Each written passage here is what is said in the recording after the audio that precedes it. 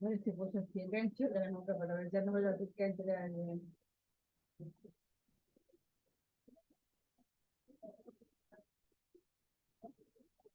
¿Quiero los cafés? Sí, usted, te pago antes. No.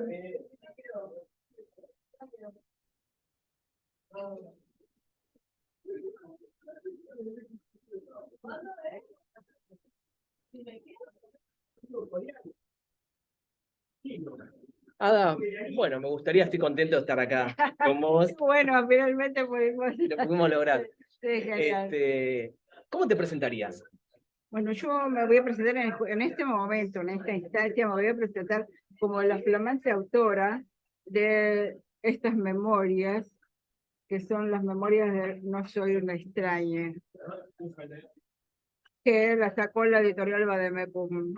¿Estás contenta con el libro? Estoy feliz con el libro, no pensé nunca, es decir, no tenía, no me había hecho ilusiones, simplemente todo fue saliendo a medida que fue pasando las cosas. Esto se viene gestando.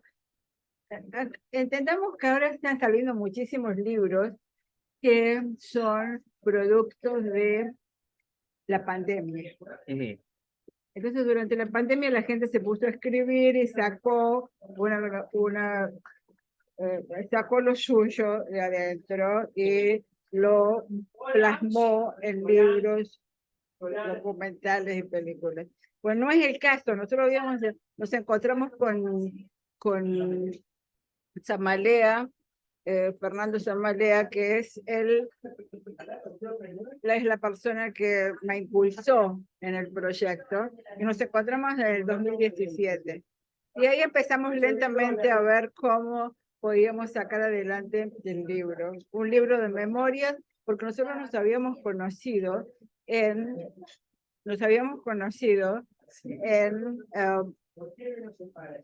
Nueva York, y nos reencontramos acá en Plaza Dorrego, donde estamos ahora. Entonces a Zamalea le interesó mucho la historia que había transcurrido desde el momento que nos vimos en Nueva York, cuando él estaba grabando con Charlie parte de la religión. Entonces de ahí empezamos a hilar, a ver todo lo que había pasado para adelante y para atrás. Bueno. ¿Y la idea del libro surgió de vos o surgió de Zamalea o de Rocky? De Rocky? La idea del libro yo la venía calculando porque el editor Jorge Álvarez, editor y productor, en sus últimos años, cuando nos juntábamos, siempre decía que yo tenía que contar la historia. Ajá. Contarla toda. Contar todo lo que había pasado de la época que nos conocimos, que él estaba en micrófono. Yo lo conocí él justo cuando terminaba Mandioca y empezaba micrófono. Entonces, bueno, desde ese momento en adelante, él sabe que yo sé muchas cosas internas de lo que pasaba. Yo era testigo. Él me había dicho, vos sos testigo de lo que pasa. Entonces vos tenés que contar un día la historia. Él veía algunos escritos míos y a él le gustaba mi pluma. Y yo era un poco tímida, pero de todas maneras él era un gran editor, ¿viste? Claro. Si él me inspiraba para que yo siguiera escribiendo, me parecía que era importante.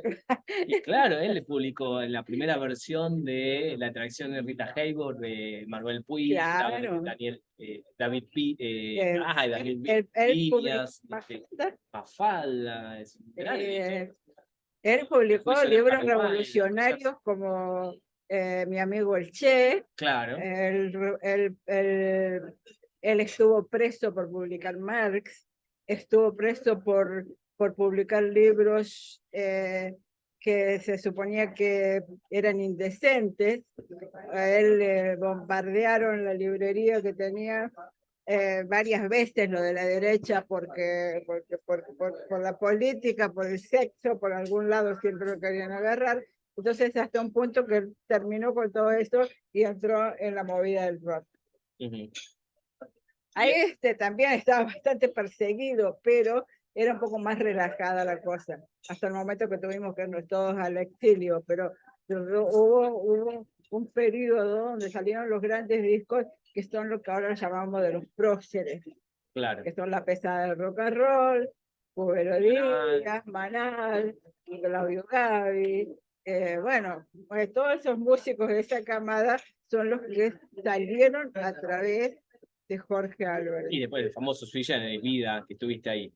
Bueno, claro, Sui Generis, pues Sui Generis fue, digamos, el pináculo de toda esa movida, porque antes venía un rock and roll que no vendía más de 500 discos por tirada. Sacaban 500 discos, no vendían todos. Hasta que entró Sui Generis. Cuando entró Sui Generis, ahí cambió todo. Ada, ¿qué te pasó escribiendo las memorias? Están buenísimas, aparte tiene que ver con un montón de cosas que a mí me gustan y que son históricas, están buenísimas. Digo, porque, bueno, yo cuando hice Charlie Queer, basado en material de archivo que tengo de años, de hace muchos años, cada reportaje que leía era como tocar un poco mi historia, mi infancia, me acordaba dónde lo había comprado, qué pasaba en ese momento. Fue como muy movilizante a nivel biografía mía, ¿no? Ajá. A nivel historia mía. ¿Qué pasó con vos con todos esos recuerdos que seguramente fueron aflorando a medida que escribías, te aparecían más, o no? Bueno, sí, claro, fue movilizante y como te digo, como esto viene desde una larga data, porque lo que nosotros la pandemia a nosotros nos atrasó, en vez de la gente le sacó las memorias y se los hizo aflorar y pudieron publicar a raíz de eso, a nosotros nos paró, porque nosotros veníamos haciendo todas las entrevistas y todo, cuando vino la pandemia tuvimos un corte y yo ya me quedé en mi casa, pero bueno, fue movilizante, porque yo, o sea, para empezar, vengo de lo más bajo de una villa de Córdoba, y tuve que hacer todo el proceso de mi infancia, mi juventud, mi adolescencia, mi juventud, hasta el momento de llegar acá y empezar a interactuar con los músicos y ser recibida en un universo que no tenía nada que ver con el mío, ¿no? Claro. Claro. Es muy raro. La gente ahora me escribe y me dice, es muy loco, yo no me imaginaba así. Yo le digo, yo no sé cómo se imaginaban, pero no es como se imaginaban. Eso estoy segura. ¿Y los músicos te recibieron bien? ¿Había prejuicios? No había prejuicios. Y está esta historieta de que las mujeres no grababan porque eran porque el rock era machista, supuestamente. Las mujeres no grababan porque la sociedad no aceptaba, o sea, ya venía una cosa que había una falta de aceptación en el tema de lo que entraba a ser show business. Claro. ¿Entendés? Entonces esto era parte, y menos el rock and roll, y menos la movida hippie, y menos todo eso, era muy maldito, y si alguna mujer tenía inclinación por eso, tenía que ser muy fuerte. Entonces no se producía, no por un rechazo de la editorial, por lo menos no a Micrófono. Yo solamente puedo hablar de Micrófono, no sé cómo eran los otros sellos. En Micrófono no había ningún tipo de problema, ni con los gays, ni con las mujeres, ni con la raza. Eso de eso soy testigo. Para empezar, la mayoría de la gente que estaba ahí, todos venían de diferentes estatus.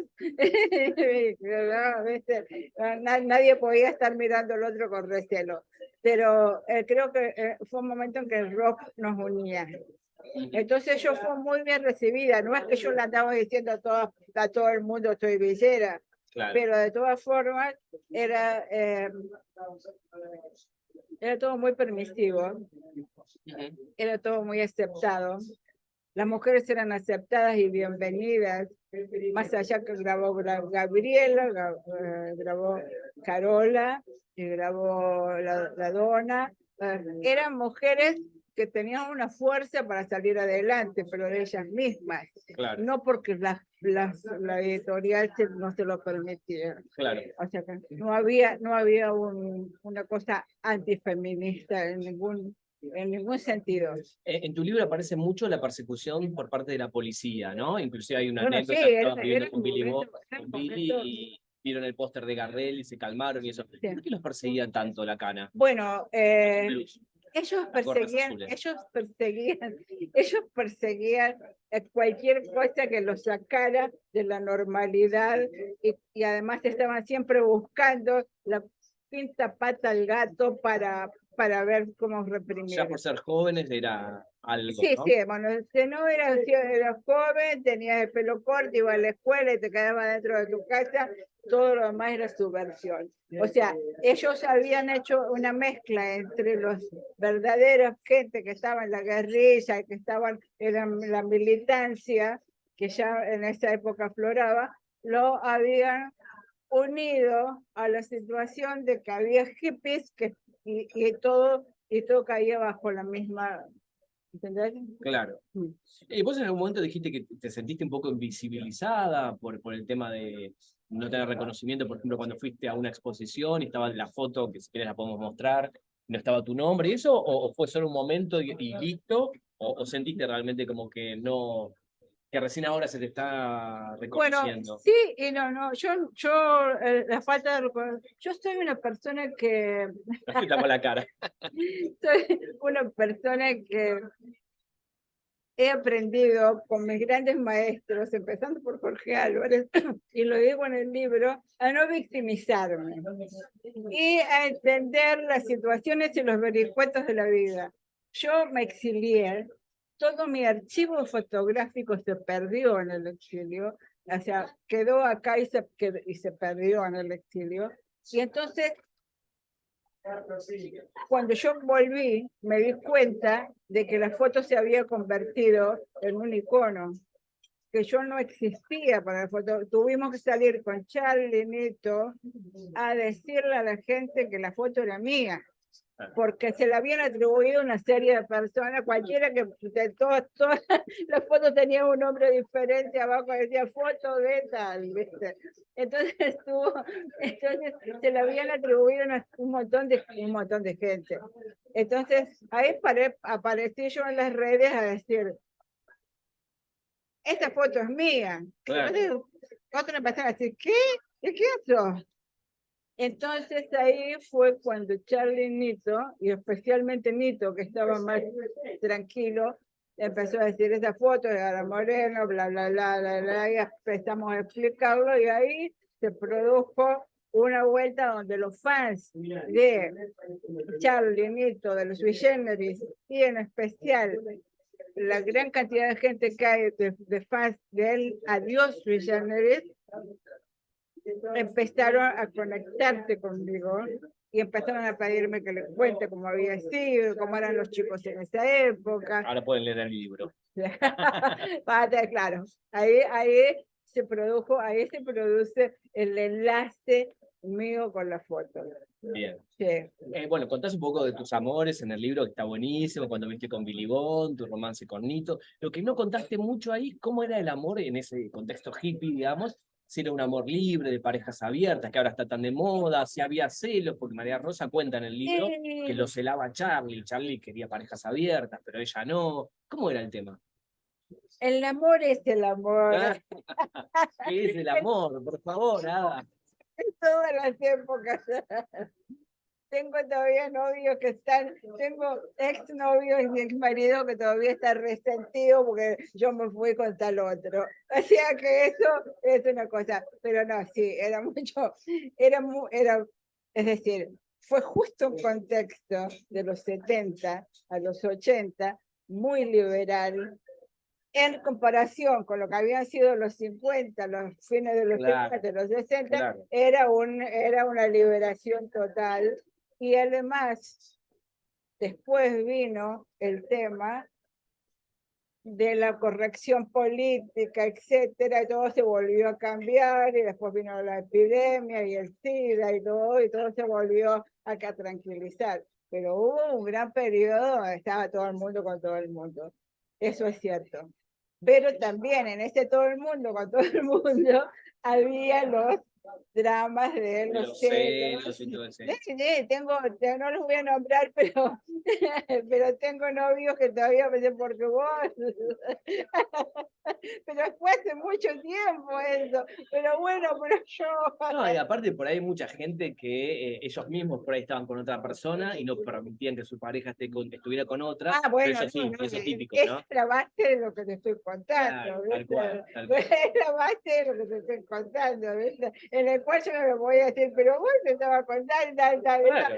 Pero vos me dejaste por tal. Claro. O sea que bueno, esto es una constante, creo que eterna, ¿viste? En un momento del libro, en la página 58, decís, Ney Matogrosso puso su creatividad al servicio de esa independencia sexual que iba a ser tomado, por ejemplo, por otros millones en su país, millones de homosexuales, para que pudieran expresarse libremente, ¿no? Sin duda abrió la puerta para que los homosexuales brasileños salieran del mero disfraz del carnaval hacia una vida de aceptación, algo que dejó cautivo al resto del público. ¿Pensás que Charlie de alguna manera, sin ser gay, él por supuesto, pero digamos, con toda esta cuestión que yo digo queer, pintarse las uñas, vestido, etc. Bueno, no lo podemos comparar a Charlie con Ney Matogrosso, porque Ney Matogrosso directamente era el tipo de gay que desplumaba y con plumas literales. Con plumas reales. Cuando yo me pongo la pluma, me pongo las plumas. O sea, claro. Tenía la pluma gay seguro. Bueno, pero Charlie, por ejemplo, a salir con calzas en una época, pintado las uñas, la tapa de la revista Libre, ¿te acordás que decía, mi mujer me quitó el machismo pintándome los labios y vistiéndome de mujer? Era como bastante punk, en el año 84, inicio de la democracia. ¿94 era acá? 84. 84. Charlie, estamos hablando de Charlie. Estamos hablando de Charlie. Charlie es un provocador. Es un provocador, y donde haya una forma de provocar, donde haya una manera de provocar, donde él vea que él puede enganchar una provocación y al mismo tiempo, como gay, abrir el juego para que otra gente que entienda esa provocación se enganche, lo va a hacer. Partamos de que Charlie siempre tuvo mujeres en el grupo. Claro. O sea, ¿no? Box Day nunca puso una chica. No digo que esté mal ni nada, pero digo en comparación. Manal nunca puso una chica a cantar, ni a tocar la guitarra, ni a violín, ni nada.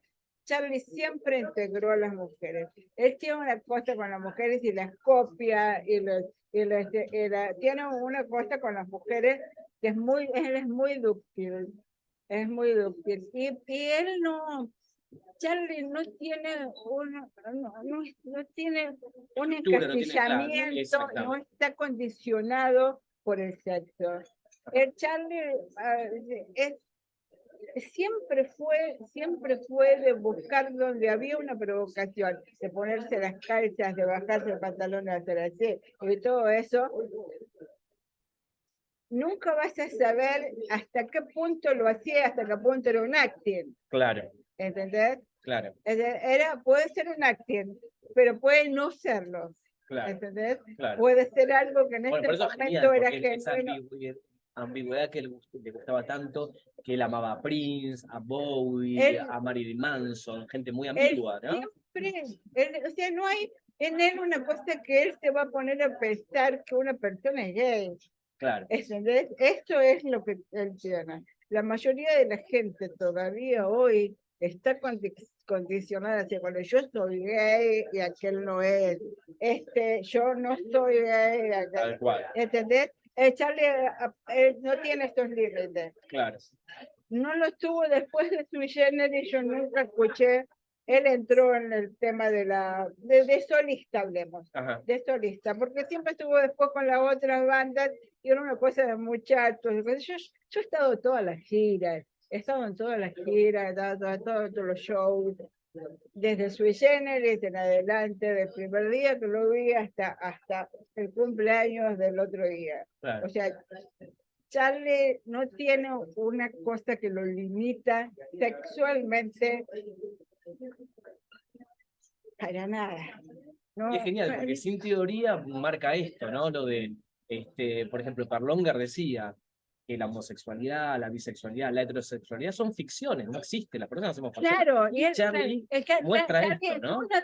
Charlie es uno de los que está mucho más adentro que nadie, inclusive te digo que los gays y los feministas, Claro. porque ellos están en una situación de que se de nosotros y los otros. Claro. Él no tiene esta cosa de nosotros y nosotros, él está adentro de todas las situaciones.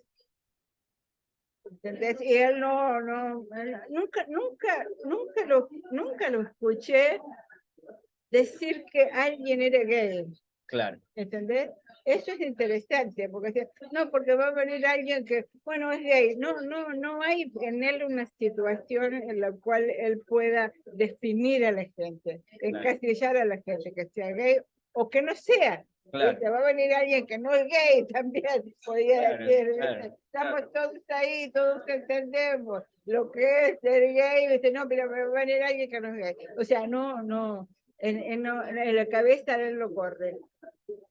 Es genial. En otra parte contás que en la época de la hija de la lágrima andaba siempre con la muñequita Barbie, ¿no? Sí. Y que la muñequita hablaba por él.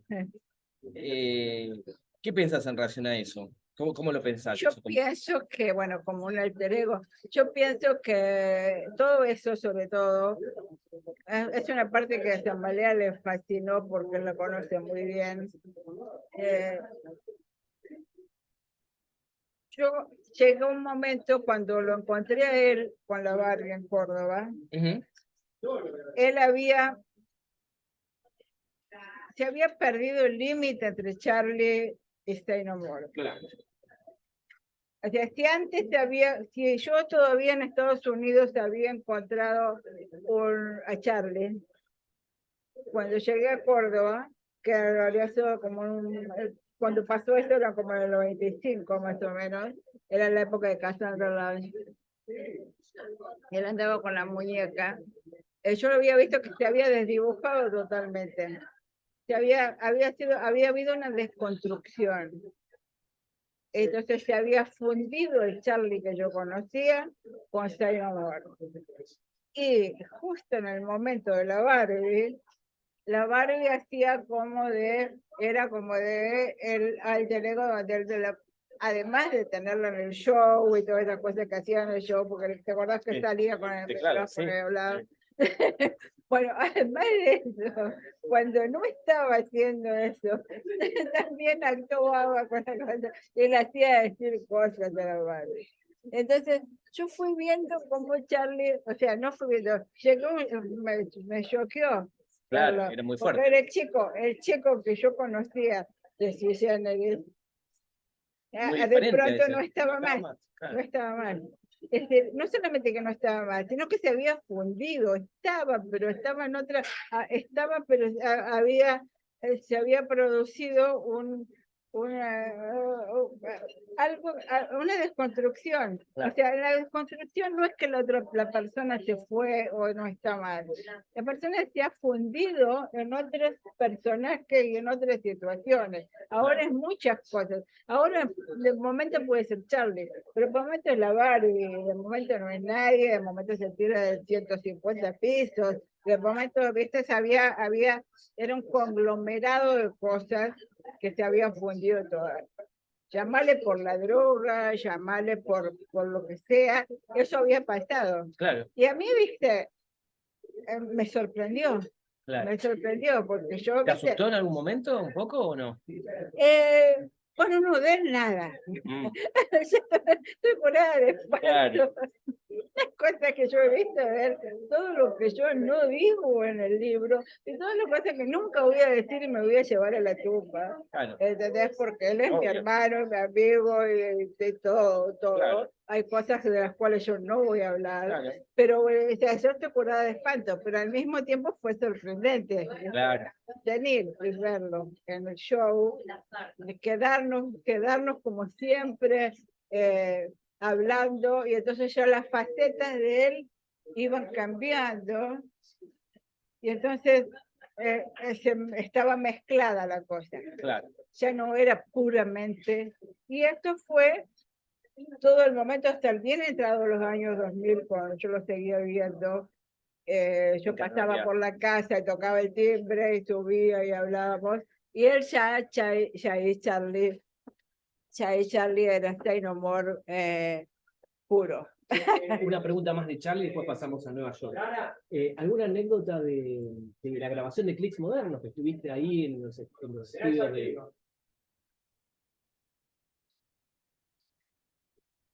Decía, ¿alguna anécdota de la grabación de Clics Modernos en Nueva York, que es un disco histórico? Y me fue divertido lo que contás cuando fue a tu casa, que tenía miedo que la afanaran. Divino, divino. Es un libro increíble, la verdad es que muy genial. Charlie me toca una vez el timbre de mi casa. Me llama y me dice, loca, estoy acá. Venite, ¿dónde es ahí? Cae a mi casa. Y yo vivía en un barrio, ahora es Greenwich todo. Village. No era Greenwich, es cerca de Gramercy Park, un pedazo de tierra en ahí entre Gramercy y otro lugar que se llama Murray Hill. Es un pedazo ahí, una cuadra que en ese momento estaba, básicamente eran puertorriqueños, se vendía todo tipo de drogas, había de todo en una cuadra. Igual no era muy jugado, había lugares muchísimos peores que la 25, como siempre todos le decimos la 25, mi casa era la 25. La 25 era dentro de todo decente, ¿viste? Pesa todo eso que te digo. Entonces Charlie cae, pum, pum, pum, pum, pum, con un montón de cintas a decirme que yo no tenía idea que él venía de dónde, ni qué había hecho. Vos ni sabías que habías tocado en el Ferro presentando que no sabía nada. Porque no había internet, nada. Él me decía cosas que para mí eran tan lejanas, que yo estuve, que hice esto, 100.000 personas, 5.000 personas. Para mí era como si hablara de cosas. Yo lo máximo que había visto de él había sido la Dios Jenner, y después de eso para de contar. Después sabía por la gente que venía de distintas situaciones que se habían producido, que se luyeran y que esto, que lo otro. Eso lo conocía de segunda o tercera mano. Pero de pronto me cae con el tema. Y él estaba paranoico. Yo les conozco las paranoias de Charlie, de chicos, los conozco. Pero él estaba extra paranoico. Y salía a la puerta de mi casa y veía gente que le parecía rara, y decía, no entrará, ¿qué sé yo? Le digo, pues no entrar. Pero bueno, ¿cómo le entrará? Pero pero él estaba con los teclados, la guitarra, la cinta de Clics Modernos. Tenía básicamente su drama de las cintas. ¿Eran grandes? Eran con unos rollos, parecían de cintas de películas. Yo no tenía idea de lo que pasaba, nada, no sabía del Clics Modernos, ni que traía la grabación, ni qué era, ni yo estaba contenta de ver a Charlie y de seguir con la historia, de fumar unos porros y salir a dar vuelta por Nueva York. Pero él básicamente estaba con la historia de las cintas, no se llamaba Clics Moderno en ese momento ni nada, no se llamaba nada. En ese momento, ¿tenía el pelo corto ya o no? Tenía el pelo, no lo tenía tan corto, tenía el pelo más justo después. Claro. Entonces, porque esto parece una huevada, pero fue todo un tema en la Argentina que se haya cortado el pelo. La gente le gritaba cosas, Charlie los cagó pues se cortó el pelo. Hay una cinta que presentó Clics Modernos. Nueva York le agarró, vio la nube, vio que había cambiado la cosa. Y aparte porque estaba conmigo y yo lo llevaba a los lugares donde ya toda aquella historia no pasaba más. O sea, sí pasaba, porque viste que bueno, en Estados Unidos ya están los hippies, recontra hippies, o sea, está todo, hay situaciones y épocas que siguen, pero había habido un gran cambio. Claro. Y él ya cuando me vio a mí, yo había cambiado ¿Vos cómo totalmente. estabas de look? Medio punk. Yo estaba de look punk con los pelos teñidos, con unos mechones rojos así, ¿viste? Yo era otra persona, no sabía las cosas que hacía, me había tenido el pelo todo a raya, todo siempre. Todos mis amigos eran peluqueros o hacían cosas estéticas. Yo salía de mi casa de una forma y volvía a las 4 de la mañana con el pelo de otro color, ¿viste? Era todo muy, muy cambiante. Todo. En la autopista nos hacíamos corte de pelo. Wow. Íbamos por la autopista y decíamos, parábamos a tomar un café en un Shell y salíamos con el pelo de otra forma. Entonces, Charlie cuando llegó ahí, ¿viste? Se dio cuenta, y por eso es que no soy un extraño, es el título que yo le puse, tiene un doble sentido. A ver. Tiene el sentido de que para la gente acá, yo no me podés ubicar muy bien, ¿viste? Entonces, para mucha gente yo soy una extraña. Entonces les estoy diciendo, no soy un extraño, pero al mismo tiempo no soy un extraño. Es el tema que Charlie volcó cuando llegó allá y empezamos a salir. Entonces, cuando vos ves la letra, él dijo, no, yo soy parte de esto. Claro. No, ¿viste? A él se sintió identificado con claro. ella. Claro. ¿Entendés? Dijo, no soy parte de esta ciudad. Claro. Eso no es como me lo cuentan los diarios. Claro. Ahora que lo veo me doy cuenta que yo soy así, yo estoy acá y soy parte de eso. Claro. No soy un extraño. Eso es una cosa que volcó él cuando llegó, ¿viste? Claro. Yo de ahí, de mi casa, finalmente le dije, vamos al hotel, que quedaba a 2 cuadras, para que estuviera más tranquilo. Claro. Y del hotel fue a otro hotel que está a la vuelta de Electric Lady, en Washington. Y ahí se quedó y hasta alquilar el loft. Claro. El loft es donde sacamos las fotos de Click Moderno. Pensé que las fotos del sobre interno habían sido en tu casa. No, ese es en el loft que la alquiló. Ajá, que era todo piso blanco, divino, Sí, ¿no? sí, eso era de una... yo pienso que el señor era bailarina, yo no la llegué a Claro, conocer. tiene pinta, sí. Entonces tenía una cosa muy linda, ella tenía el loft que era bastante amplio, tenía un piano, pero tenía, creo que bailaba o algo, entonces habría clases capaz, entonces tenía todo muy vacío y tenía unas cosas puestas en la pared y había comprado unas butacas viejas de cine, o sea, una fila de butacas viejas de cine antiguas, y tenía muy pocas cosas en el loft. Era una cosa bien minimalista. Bien Nueva York. Este lugar era súper Nueva York. Y a Charlie le vino perfecto. Estaba feliz. Claro. Él estaba feliz. Después vino Yoka. Mientras tanto, pues estábamos todo el tiempo juntos. Yo tenía pareja, pero a mi pareja no le importaba porque sabía yo estaba todo el tiempo. Yo estaba todo el tiempo.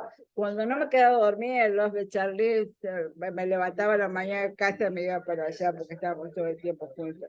Era comprar ropa, a salir, a estar en las sesiones de grabación horas y horas y horas. ¿Qué es lo que más extrañas de Nueva York? Ya pasamos a Nueva York. ¿Cómo? ¿Qué es lo que más extrañas de Nueva York? Bueno, no, yo con el tiempo ya no extraño, porque después viví 5 años en la India, ¿viste? Claro. O sea, que yo cuando salí de Nueva York,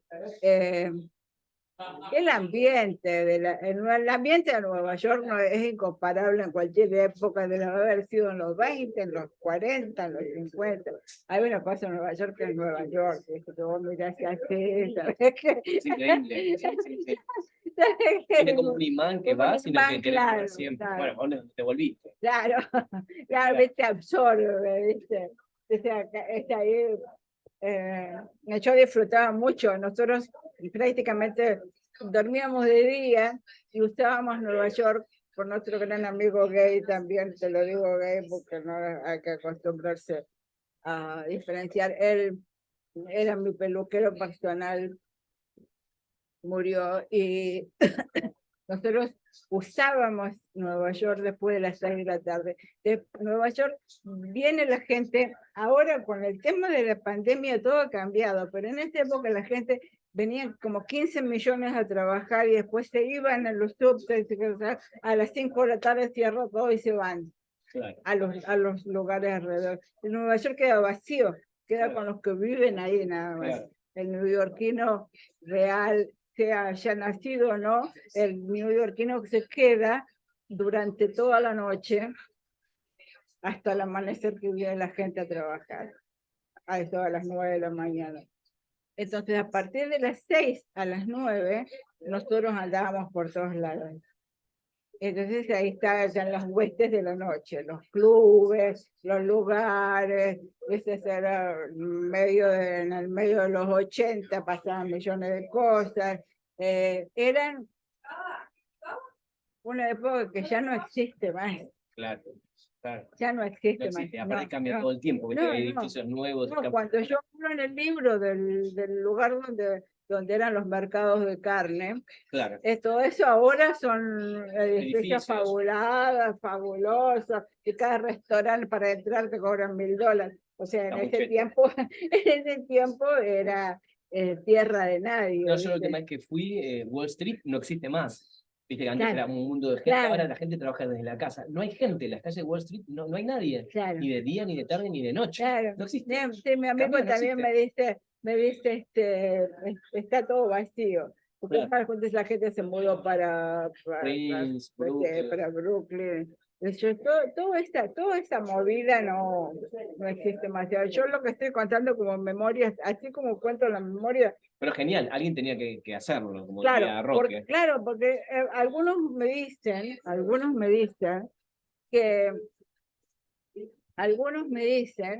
que Algunos te dicen, ¿qué te dicen de Nueva York? que Nueva York, o sea, ellos van ahora y no encuentran nada de lo que había. Claro. Entonces, cuando yo lo cuento en el libro, ellos rememoran. Y hay otros que nunca habían ido a Nueva York y que de acá, tal cual Charlie dice No soy un extraño, no son como las cosas que dicen en el diario. Claro. Acá había un relato de lo que pasaba allá y cuando llegó allá se dio cuenta que era diferente. Claro. Entonces lo que yo cuento es haber vivido en una época que no existe más. Claro. Fue genial porque estaban como emergiendo cosas, todo el punk, el pop-punk, todo eso. Continuamente, por eso te digo, yo salía de mi casa así, por ejemplo, Claro, y yo volvía a las 4 de la mañana. Diferente. Todo esto amarillo, con otra ropa, ¿ves? El vecino no me conocía.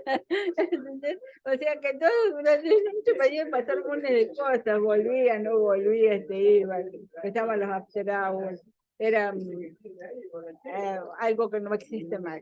O sea, no existe más y hay poca gente que lo cuenta. Ahora me doy cuenta por las redes que gente habla de los clubes, de lo que pasábamos en esa época, ¿viste? Cuando lo recuerdo. Y además porque era una época que no había teléfono, nadie sacaba fotos. No hay registro. No hay registro. Mucho registro de eso no hay. Si no lo decís verbalmente. Claro, tiene que estar en algún lugar, si no se pierde. No hay registro de esa Claro. época. Estuvimos en el cumpleaños de Charlie y yo le comentaba, estaba Charlie sentado ahí, estaba Nito de un lado y del otro lado León. Y yo le digo a León, tengo una foto de ustedes en Portuyeco. Dije, no puedo creer. Una foto de Portuyeco que está en el libro. Sí, sí, le digo yo. Me dice, porque es muy raro, en esta época nadie sacaba fotos. Claro. Te pasabas la grabación entera de un disco y no había quedado ningún registro. Lo único que quedó fue el disco y la tapa. Nadie iba a la grabación y sacaba fotos por todos lados. No pasaba eso. No hay. No hay, sobre todo en los 70 no hay, de los 80 no sé, yo me fui, pero ya no hay muchas cosas. Sigue sin haber muchas cosas.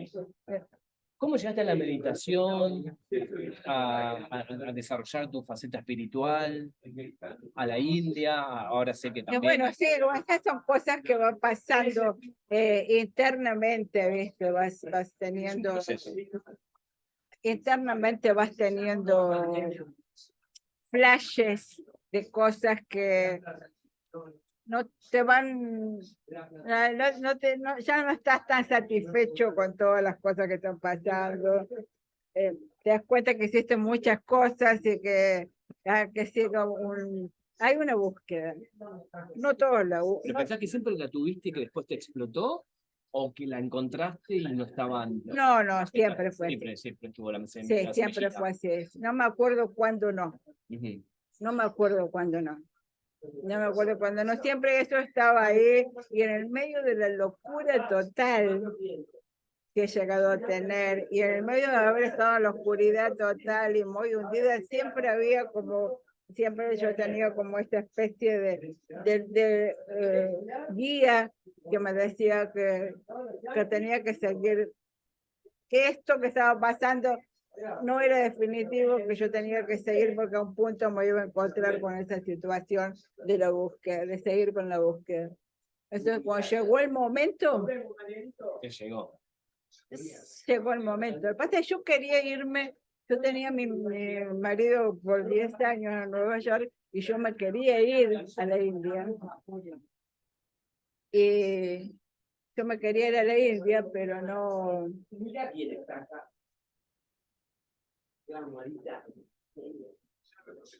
Yo me quería ir a la India, pero él no me dejaba. Porque decía que no iba a volver más. Ajá. Me decía, vos te vas a la India, y yo le decía, inclusive a hindúes, que yo muero por ir a la India.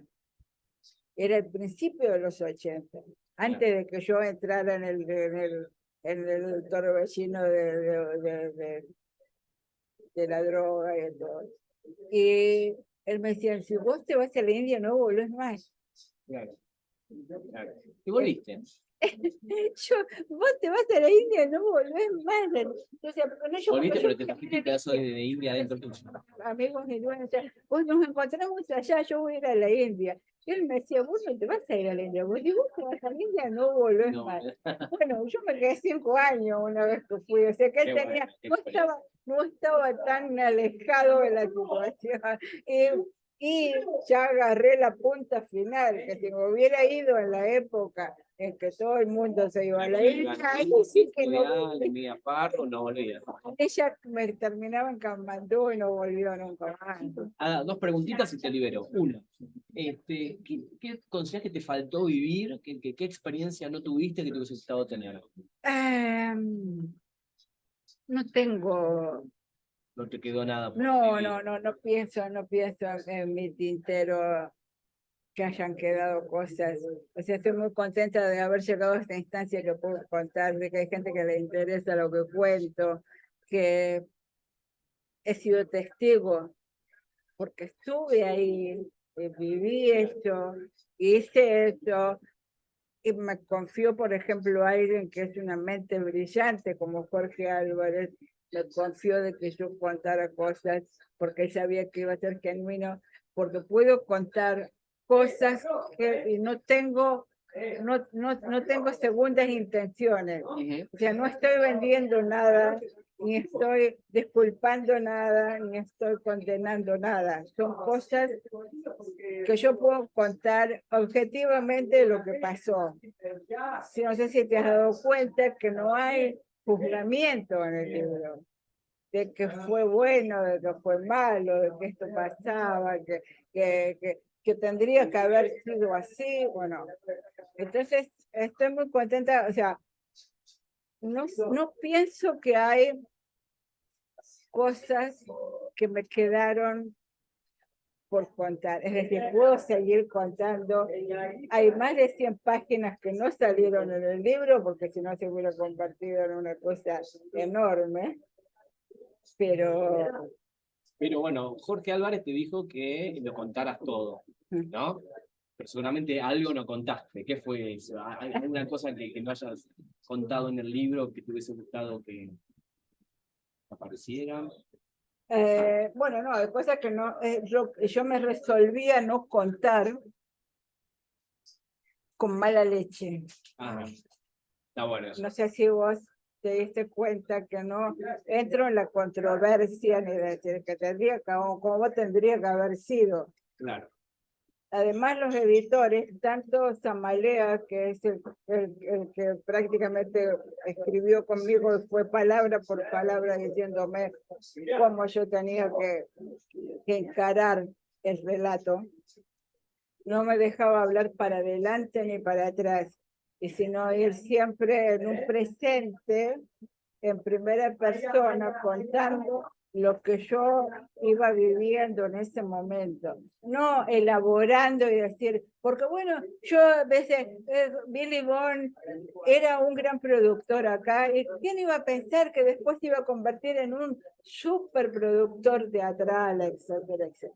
O sea, no ir para adelante, elaborar cosas adivinando cómo había sido la situación o cómo había terminado la persona. El hecho, la persona o la situación, ¿no?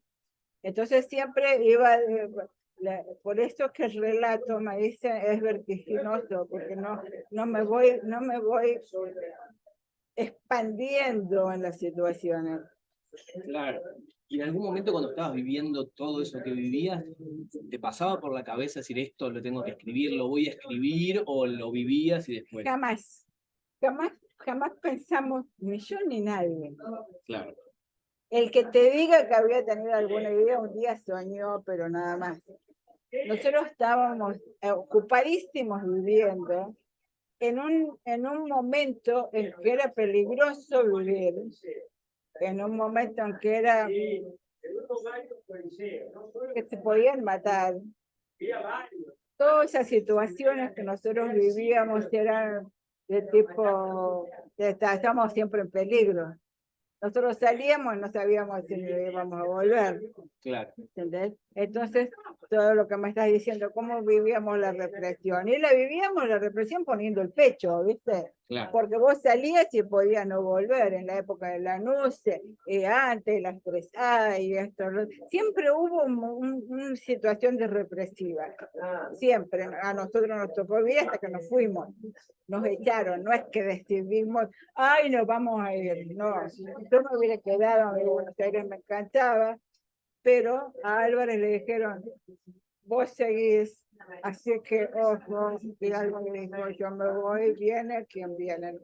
Y en Nueva York era peligroso también, digamos, no por los milicos, pero digo, por la situación punk y todo eso. No, pero era otra cosa diferente. Era otra cosa diferente, no tenía la policía, los Falcon encima todo el tiempo, el patrullero, no tenía eso, había una permisión. Y de pronto el peligro vos te lo buscabas. Claro. No venía de afuera, vos te ponías en situaciones peligrosas, te iba al barrio de los más terroríficos a comprar heroína, ¿viste? Esa es una decisión tuya. Claro. Capaz que no volvía porque los otros te mataban para robarte, no sé, pero no es que no podías salir a la calle porque no sabías si volvías, porque el patrullero te llevaba y te desaparecía. Claro. O sea, mira la diferencia. Tenés derecho a buscar el peligro y terminar muerto, o bien no tenés ningún derecho y vos vas a salir a la calle a comprar cigarrillo y no volver. Claro. ¿Entendés? La última, ¿por qué recomendás leer el libro? Yo lo recomiendo. Me parece que es genial ese libro, lo disfruté mucho. ¿Vos por qué? Pienso que es útil para no perder la memoria. y para conocer un montón de cosas, Bueno, gente que sí, no vivió, puedes ¿no? conocer porque lo que hay acá adentro son memorias de situaciones que ya no existen, que no van a existir, que nos pueden enseñar cosas, podemos aprender cosas y podemos entender cosas que están pasando ahora, de cómo se fueron creando, de cómo fue progresando la época. Pero pienso básicamente que lo que hay acá son memorias. Por eso se llaman las memorias, porque fui testigo. Bueno, muchas gracias, Ada, me quedó mucho. Bueno, espero que hagas